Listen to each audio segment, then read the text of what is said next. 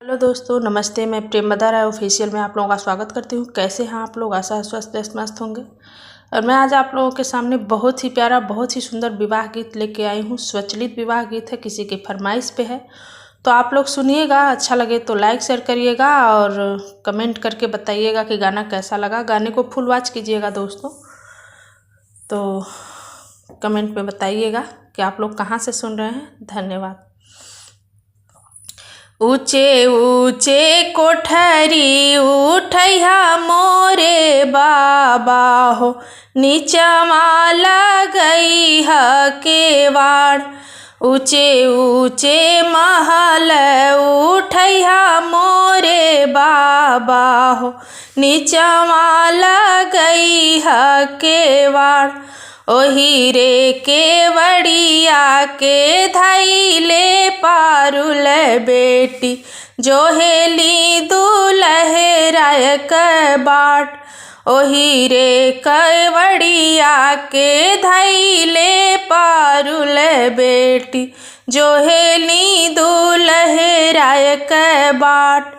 किया दुल्हे आवेल अलकी से पलकी हो, किया में घोड़ाया सवार।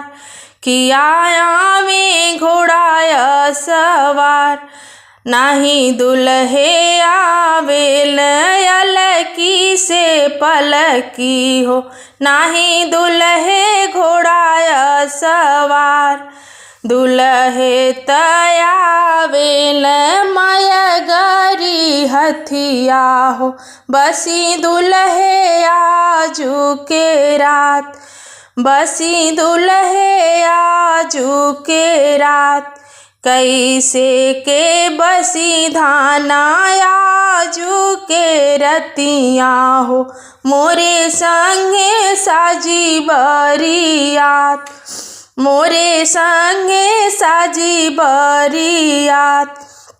साजी बरियतियन के भोजन करैबै हो, पापा जी से दहेज दियाय। रौरे पापा जी के दान दहेजवा हो, मैया जी के लहर पटोर। मैया जी के लहर पटोर।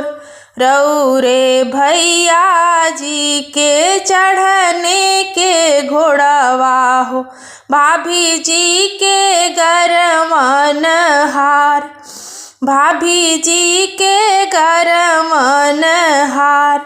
जीजा जी के देबै रौरे हथिनी हथिनिया हो, बहिना के 60 गो भतार। रौरे बहिना के 60 गो भतार।